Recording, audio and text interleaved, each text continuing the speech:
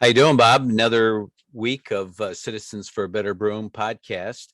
Apologize for myself for being out last week with the wet snow and the power outage here for 2.5 days, and then the cleanup afterward, which we're still wading through, as Broome County is. Right, understood. Thanks for listening, folks. We'll get right to it here in a second when we do a little housekeeping, just to let you know. We're Citizens for a Better Broome. We're a local not-for-profit, does our best to keep you informed about comings and goings of government and school districts and how they're spending your money, and keeping track of all of those things. More or less a full-time job, but we do it part-time. So we share our podcasts. We have a meeting once a month at Thursdays at 6 p.m. on the first Monday of the month, which everyone's happy to join us there and exchange ideas. We also have a Facebook presence, Citizens for a Better Broome, and anything that we write, we put up on bobkingsley.com on WordPress, so you can see that.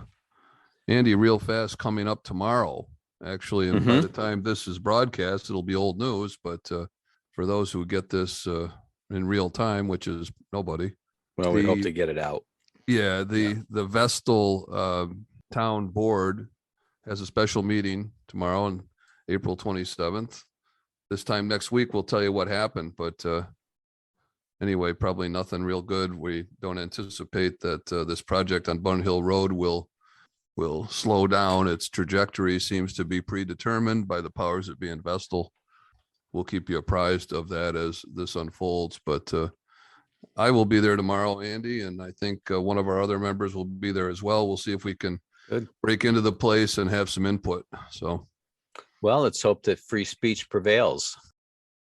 And speaking of school districts, we've been, yourself and others have been looking at the school buses and the fleets and the size of the buses and how the routes that are put together by the school districts, when many of the buses are half empty, 1/3 empty, but yet the state of New York, after getting some input from a school board member stating that the state of New York requires whatever the length of the route of the and the number of students you have to have, even though the students are half of them or a third of them are being driven to school, or an older kids, high school kids, are driving to school.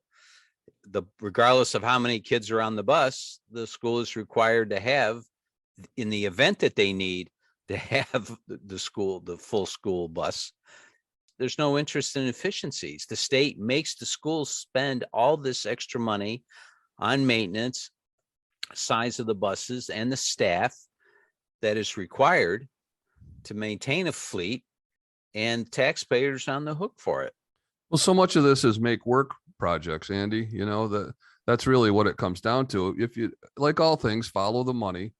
And if you look at who's selling the school buses to the districts, who's maintaining and driving buses, who's buying and selling the fuel for the buses, this is largely a guarantee of work and a guarantee of union membership, which then can be sold wholesale in voting support for candidates who continue to support this kind of a senseless boondoggle. I mean, why not have backup with the private sector? For example, First Student, which runs school buses for profit. Why couldn't you have a relationship with them that in the event there was some kind of need for a mass exodus of the schools and you needed every bus, well, you simply would get First Student on the line and say, guess what? Show up with all your buses. But of course, again, like you said, there's no incentive for efficiencies because there's no profit potential or margin here. This is all found money, flows no matter what. And so whoever's managing that has no incentive to either maximize the efficiencies or to minimize the expenses, because there's no repercussion for doing either one of those things. And doing either one of those things requires effort and work and some expertise. And most of the time, these government people have probably little or none of all three. It's have any, they've never had to make payroll, write checks, hire Right. people, etc. Yeah, it's I've said to people, if you've only ever signed the back of a check and never the front of one, don't tell me about running a business. Well, moving forward, I wanted to say a few words about this tragedy over on Bigelow Street. I would wager that when this is all said and done, is that the individual or individuals that were part of this crime, part of this shooting, possibly are going to be repeat offenders. And I think it boils down to, one, our institutions are failing. Two, we can't maintain the safety of our streets. There is a shooting almost every week in the city of Binghamton. Well, just And to catch people up, Andy, I think you didn't mention that this was, I think you're referring to a 12-year-old girl right, exactly. that was shot in the chest and died here about over the weekend, right, Andy? Yes. Yeah, Thursday, just a yeah. tragic event that today, as we broadcast, or as we record this, excuse me, on April 26th, there's as of yet, as I understand it, no suspects, Right. and no real leads on this that they're sharing, at least with the public. This is a senseless, obviously, event that happened with her family, as I understand it, nearby in front of the house. My thought was, what will come out of this is that there'll be some indication blowback from the Bail Reform Act, is that these would be repeat offenders that should be incarcerated longer, or two, maybe they're out on bail and it's a gang related type of situation. But if we cannot protect our young people as a society, and we allow this to happen, and we allow this to go on unsolved, what's the point? We're not. Well, yeah, you know, you make some good observations there, and some assumptions, which I believe are true. Two of them, you hit on. One is I would bet you dollars to donuts that this is obviously, I think obviously, a repeat offender. Generally speaking, the first offense someone commits is not a murder. They usually are cutting their teeth on any variety of criminal activity to work up to that. So yeah, that's probably true. But secondly, it will be almost a certainty that this will have happened with a stolen firearm. Okay. So now you'll have the pearl clutching crowd talking about gun control. And what they're really should be focused on is crime control and criminal control. And the choice of weaponry should be secondary, because if someone has a motive to kill, they're going to do it with a knife, a fork, a road flare, a car, carbon monoxide, or a gun. It really doesn't matter if you're dead. Well, we're seeing this all across the country.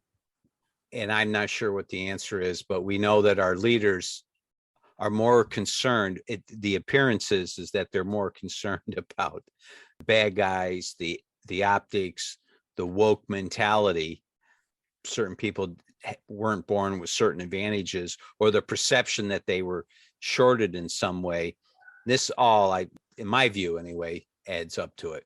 Well, I think there's this crowd that is currently in vogue here in the United States with bail reform, basically a lack of enforcement.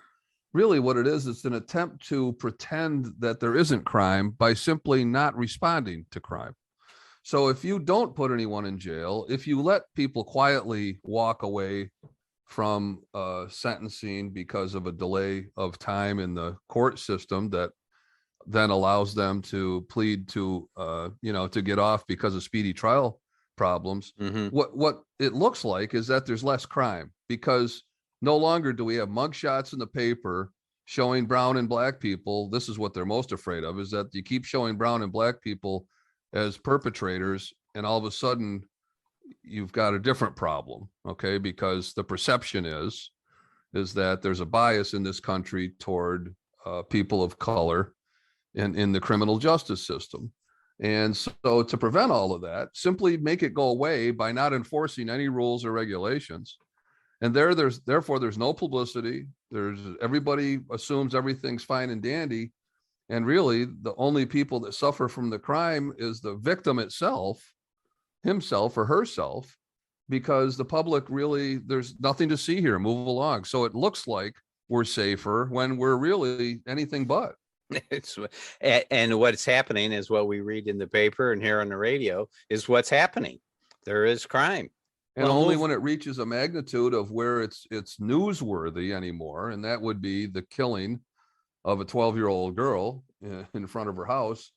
Kind of hard to cover that one up, you know, kind of hard to know what happened there. But another good example of that in terms of cover up, you remember, and you'll probably have to put your thinking cap on here to remember the East Middle School problem of a couple of winters ago, where 2 or 3 young girls accused the school district responsible for their safety with violating that trust by strip searching them allegedly when they had come back from lunch and were acting weird. Well, if you recall, that whole thing went ballistic. Everybody's outraged. Well, it went to federal court, and the federal court threw the whole thing out, said it was a bunch of crap. There was an investigation by no fewer than 3 police agencies, and not one of them has had the balls to come out and say, hey, we did our investigation, and guess what? The kids involved were lying, and the parents involved were scheming. We're looking for a payday. But you know what? Nobody wants to even say that because they're afraid of stirring up the hornet's nest again. Instead of calling out these scumbags on opportunist motives for trying to grab a golden ring here and to cash out on the school district, instead they should be exposed as the frauds, phonies, and outlaws that they are by trying to game the system. But you know what? Everybody's afraid of that because, oh my God, you'll be called a racist, a homophobe, a xenophobe, anything that they can lay their hands on to marginalize you. Well, speaking of frauds, and it comes right from Albany on the top level of government, where the Democrats have gone out and have redrawn the congressional maps and have gerrymandered the process in their favor. And the court has said, yes, you have unconstitutionally gerrymandered these new congressional maps, and the Democrats are fighting it tooth and nail. Yeah, that's the victor. That's how they maintain the power. Yeah, this is how it goes. The victor belongs to spoils. We're in charge and we screw up the maps. We draw the boundaries that favor us. And then when you're in charge, you get revenge by doing the same thing. And both times, both of us cry foul. And at the same time, when it's in our favor, we do exactly the same thing and want you to think it's noble. Well, the court will be coming out with something shortly here, either today or tomorrow. You know, they're going if they're going to make the districting more fair, they obviously there is a seat or two. I believe one seat has been lost. So, well, there's always a motive, and it's never what it's advertised to be. If there's one thing you want to learn, folks, of politics, whatever it is that they're telling you it is, whatever the shiny object is, it's never that. That's what they want you to look at so that you don't see how you're getting screwed somewhere else. That's really the trick to this, is whatever they tell you it is, it may have something to do with it, but it doesn't have everything to do with it. And it's usually to cover up or obfuscate something else that they're doing that they really don't want to shine light on. And that's why we're here, to try to shine light on those things when we see them. And we're about to do that regarding the town of Estill. They have some real leadership problems there.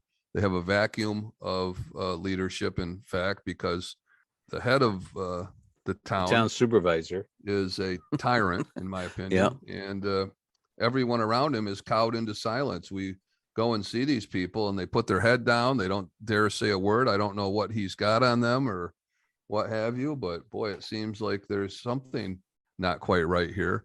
But we'll let you know. We'll be there tomorrow, and the next time that we broadcast, we'll have news for you as to how that went.